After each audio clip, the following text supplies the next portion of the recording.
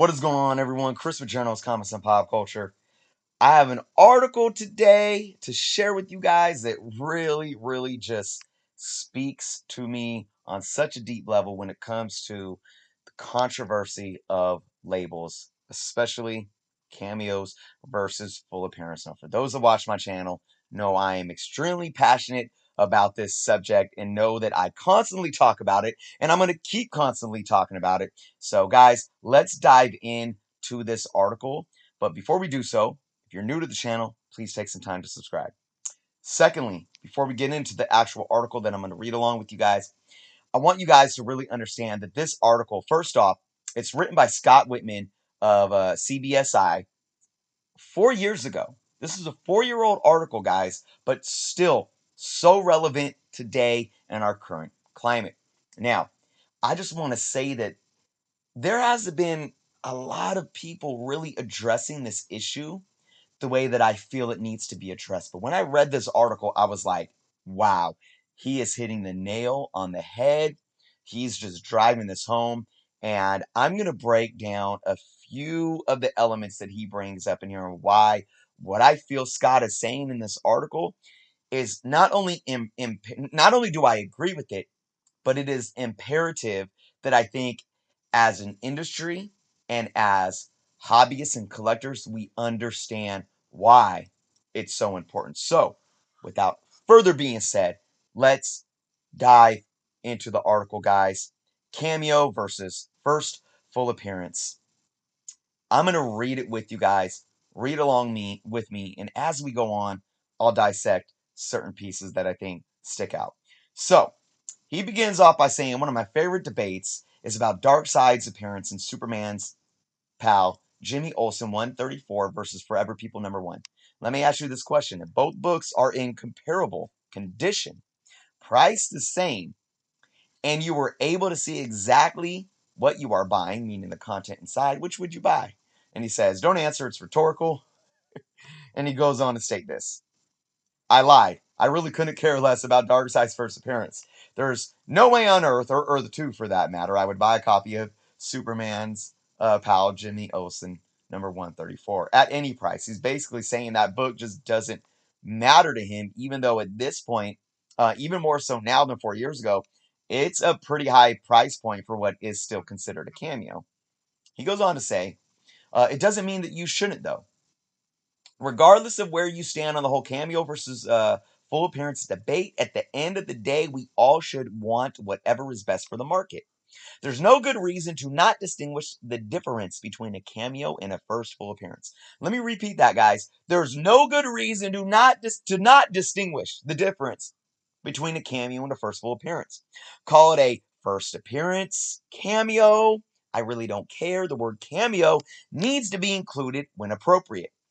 It's a big part of why I write about comics and appearances, not to affect value on the market, but rather to help folks avoid the wrong books. Wonder if you guys are catching where he's going with this. The wrong book is going to depend entirely on you. For me, it's cameos. He goes on to say, here's an example of the wrong book for any Harley Quinn fan. Batman Adventures #11. It's the first mention of Harley Quinn, but people don't tell you in many cases is that it's in the letters page. If you're a Man-Bat fan or you're trying to complete a run of Batman Adventures, you're going to need the book. But however, I think we all can agree it doesn't need to be marked up because of 2 words in the letter page. Leave the BA11s for the Man-Bat fans. Their key books are expensive enough already. He's just basically saying like, I don't, if I'm a Harley Quinn fan, I don't care that the first mention of her was in the letter section of Batman Adventures #11. I'm not going to go out and buy it. If we're Harley fans, we shouldn't put a lot of weight on it. And if we don't, it's not going to affect the value of that book. That's kind of basically what he's saying there. Then he goes on to talk about Taskmaster. Avengers 195 is his first cameo appearance. Avengers 96 is the first cover and first full appearance. Marvel Team Up 103 is his second full Taskmaster appearance and covers Simple. I don't know about you, but I think people would want the books with Taskmaster doing, well, Taskmaster stuff, like stepping on Ant-Man. Now, again, he's putting this into perspective. If you're a Taskmaster fan, right? Let's forget that you're just a speculator out hunting for books. Say you're a Taskmaster fan. Which books would you rather have out of these three? 195, 196, or Team Up 103? I personally would want 196 Avengers uh, more than any. And then I probably would still want 103 more than 195, but I don't know. It could depend because look, a back page like boom, here I am, first cameo it's still fun, right? But ultimately, I think what he's trying to say is like, look, first full appearance, he's in the story, he's on the cover. 196 is simple. If you're a Taskmaster fan, you're going to want that rather than a 195 where who knows what's going on in that cover and you only see him on the back page, right? And then what we demand is what's going to affect the market and what's going to affect the value of each of these books. So, organically speaking, Avengers 196 should probably be obviously most valuable. And then 103 could lean to being a little more valuable than 195, but again, it depends what we demand with our purchasing power. But let's go on, guys. He goes on to state, here's a straightforward example. Shadow, Green Arrow the Longbow Hunter #1. Now, unless you're a Green Arrow or Mike Grell fan, you are probably wondering who is Shadow. If you are reading the Green Arrow Rebirth series, the woman with the red dragon tattoo, that's Shadow. The Longbow Hunters was a 3-issue miniseries and pretty much covers anything a speculator could want pertaining to Shadow. Issue 1 is a full appearance. Issue 2 is first cover, and all 3 issues combined are all part of the origin story. Simple. It's nothing complicated, nothing for debate.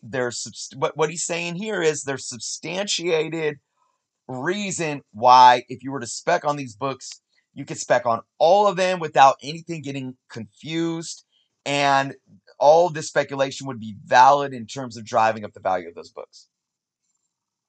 He goes on to bring up these Detective Comics as an example. Detective 647, first appearance of Stephanie Brown, and first cameo appearance of the Spoiler. It could also be argued that Stephanie's 2 appearances are brief and therefore a double cameo. Regardless, this book is key all day. Detective 648 is the first full appearance of Spoiler. It's also key. Should it trump 647? No, but it's not worthless either.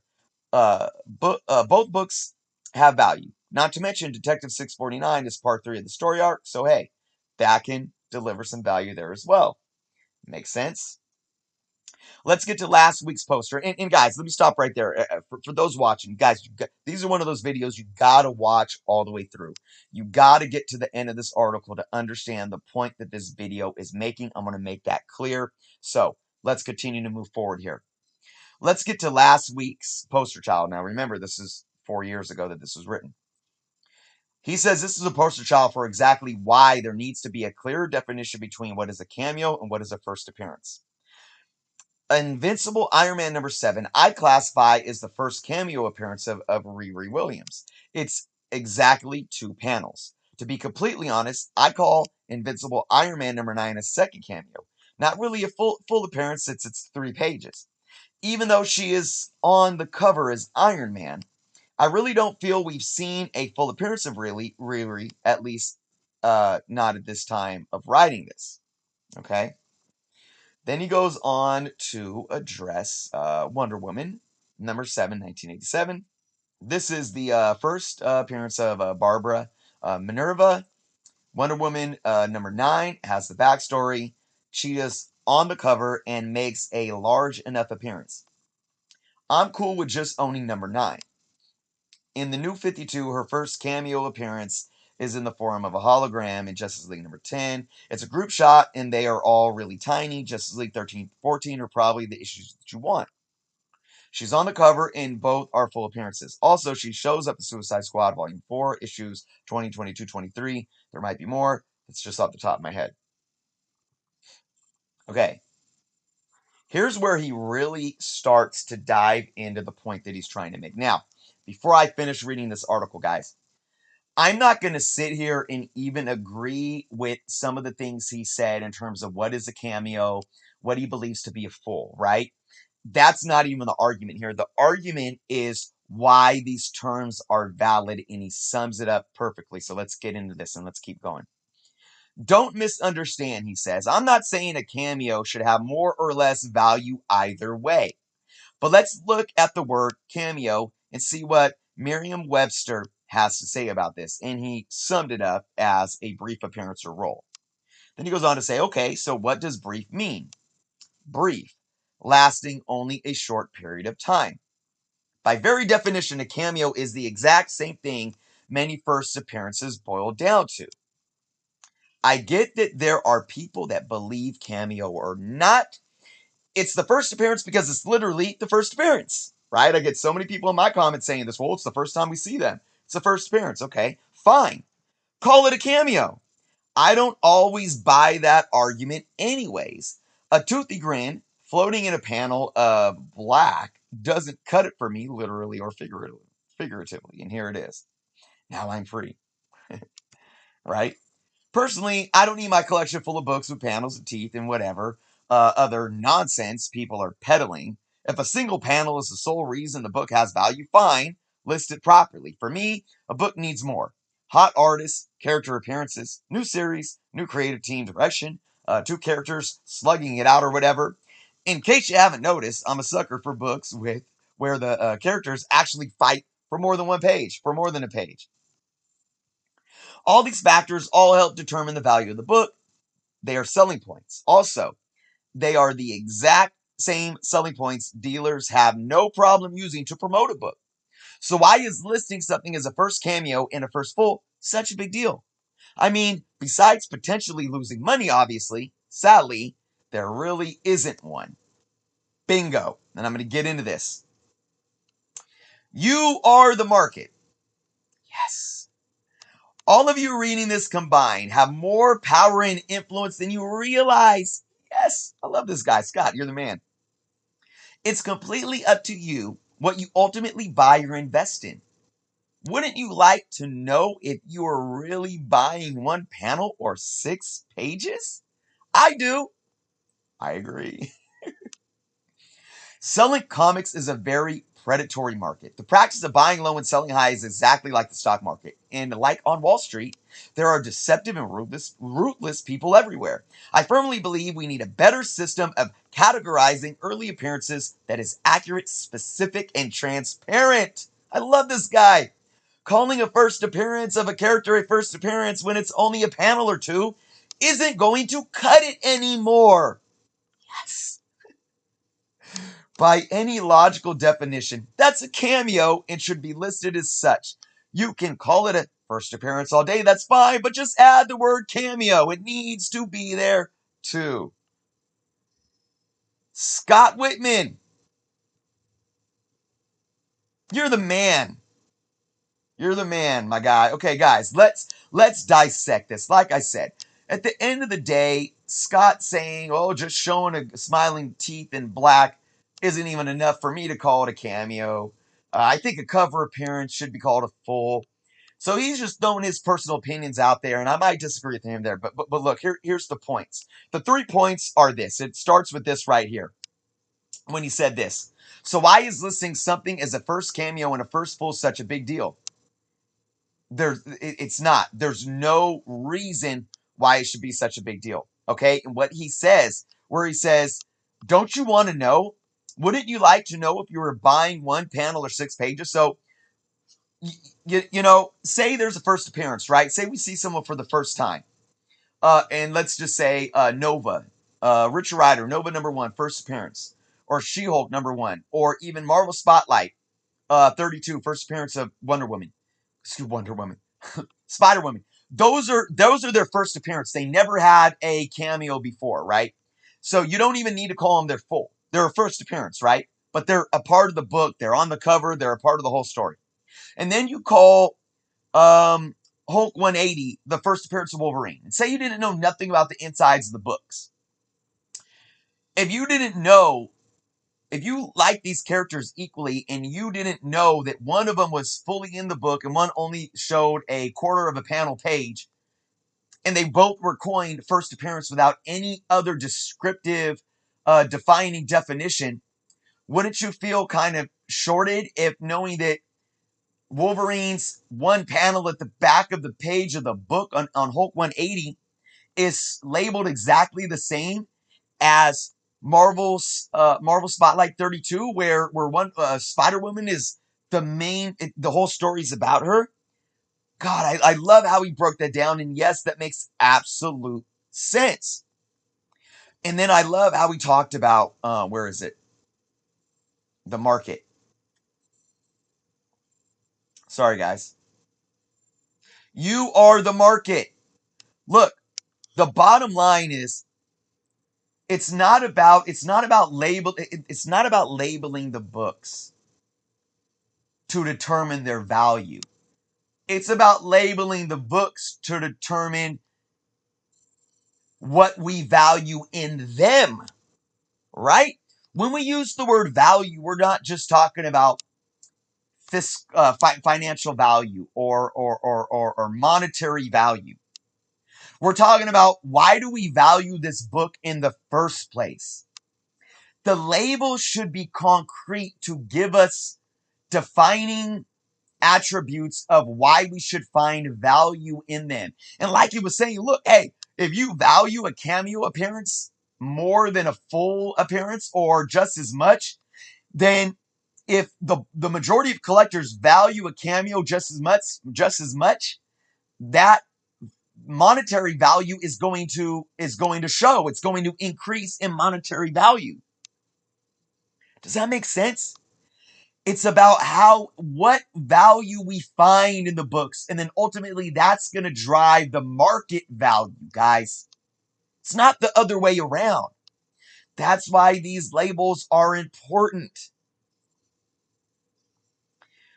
That's why it's important. In what he said down here, where he said, I firmly believe we need a better system of categorizing early appearances that is accurate, specific, and transparent. And then this, nail in the coffin. Calling a first appearance of a character a first appearance when it's only a panel or two isn't going to cut it anymore. Period. Mic drop. And this goes back to, like, look, I've always been one to say I've never been a fan of the term cameo itself. I like the term brief, but like he said, that we know now that they mean the same thing. They mean the same thing. And we know that over the last 20 plus years, we have been evolving these labels. The labels have been evolving, and how we define these terms have been evolving. And then when you get a new, remember, this was written before a Key Collector comic app. Then we get new blood coming onto the scene. And again, I don't want to pick on Key Collector because they're not the only ones that I find doing questionable things. They're not. It's not just them. And it's not all their fault, because they live in a gunslinging, lawless industry right now when it comes to labels. What I'm trying to say is, when you have a new blood come onto the scene and they get the hype around them and the success that they have gotten over the last 3 years, and then they go back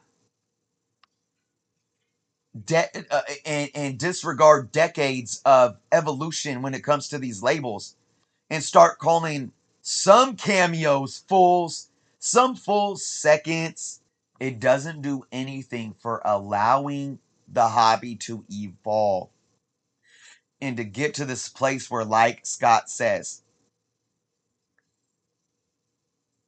calling a book with one or two panels a first appearance without any other context is not going to cut it anymore. There is too much writing on what these books are considered. There's too much writing in how we value these books. And this is why, and look, this is why you can't be fooled by one source or by a seller when you're trying to get into collecting. You're collecting and you want a book that's a first appearance because you think that first appearance title means something. That's why I say you have to do your research. You, like, if you're talking to someone that says, oh, Uncanny X-Men 266 is Gambit's second appearance. Annual 14 isn't a cameo, it's his first full appearance. and you go ahead and make the decision to buy that book because you haven't done your research, but you didn't realize that you only took what they were saying because of what you thought would give you better monetary value. But what about how you value the books themselves and what's in the books? I look at both of those books and say, what appearance of Gambit is more meaningful to me? Does him having like 3 panels with word bubbles and him being in the background of like 8 other panels, barely even there, mean more to me than a book where he's first seen in the actual story in the whole book and he's on the cover? Absolutely not.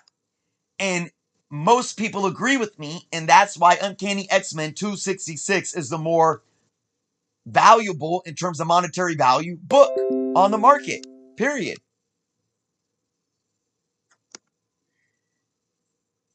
Now, you can look at a book and you can still define, say, X-Men, what is it? Uncanny X, is it 280? Is it 282?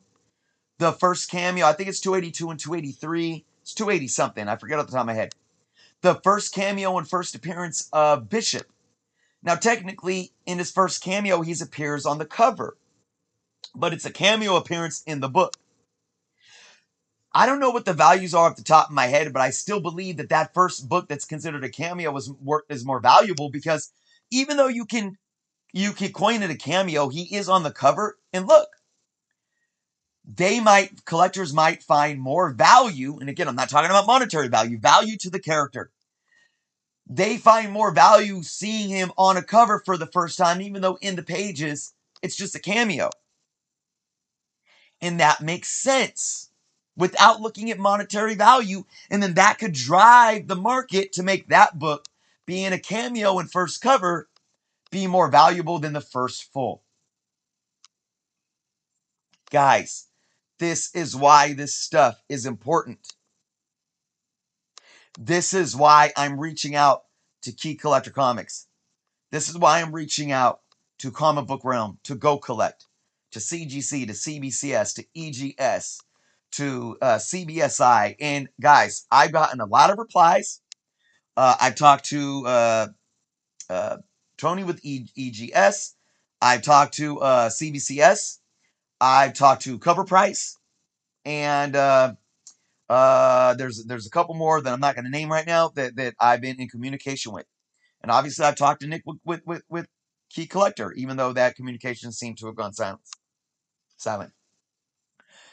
I love this article. Scott Whitman, I appreciate you. We're 4 years late to this. Well, but it's like I said, it's still extremely relevant right now.